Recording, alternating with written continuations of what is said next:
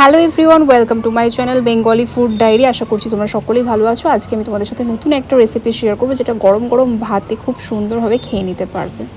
তো একই রকম চিকেনের সলিড পিস মাংসে খেয়ে খেয়ে বোর হয়ে গেছি, তাই ভাবলাম একটু ডিফারেন্ট ট্রাই করি। তো এরকম চিকেনের পিসগুলোকে আমি নিয়েছিলাম সেদ্ধ করার জন্য। 5 থেকে 10 মিনিটের মতো সেদ্ধ করবে। চিকেনের পিসের ওপর ডিপেন্ড করছে কতটা মোটা এবং কতটা ছোট। তো চিকেন সেদ্ধ হয়ে যাওয়ার পর আমি জলটা থেকে ছেঁকে নিয়ে চিকেনগুলোকে আলাদা করে রেখে ঠান্ডা করতে দিয়েছিলাম, এবং অন্যদিকে আমি একটু মশলা ভেজে নিয়েছিলাম, শুকনো লঙ্কা আর গোলমরিচ গুঁড়ো। তো তারপরে সেটাকে গুঁড়ো করে নিয়েছিলাম, এবং আরেকটা জায়গায় তেল গরম করে কিন্তু আমি পেঁয়াজ কুচি দিয়ে দিয়েছি। তারপরে আমি একে একে আদা, রসুন, কাঁচা লঙ্কাও দিয়ে দিয়েছিলাম।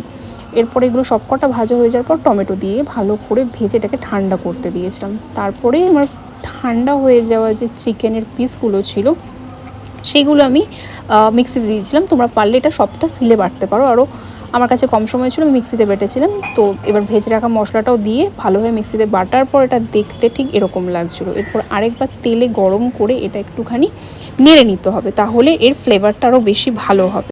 স্মেলটা যতক্ষণ না যাচ্ছে ততক্ষণ তোমরা এটাকে ড্রাই করে নিতে পারো। তারপরে এটা গরম গরম ভাত দিয়ে খেয়ে দেখো, অসাধারণ লাগে খেতে। ভালো লাগলে অবশ্যই লাইক করো, কমেন্ট করো, শেয়ার করো। Thank you so much everyone.